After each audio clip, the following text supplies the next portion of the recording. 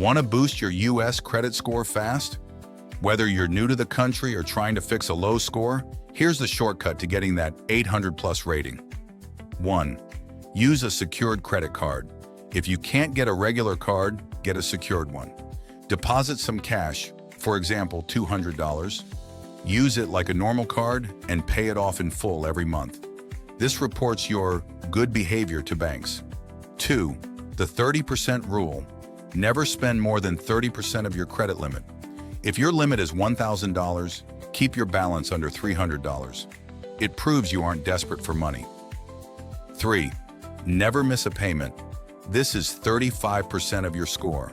Turn on autopay for at least the minimum amount so you never have a late payment on your record. 4. Become an authorized user. Ask a family member with great credit to add you to their card.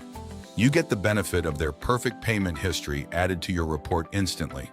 Check your credit report for free at annualcreditreport.com and fix any errors. Don't apply for too many cards at once, as every application drops your score.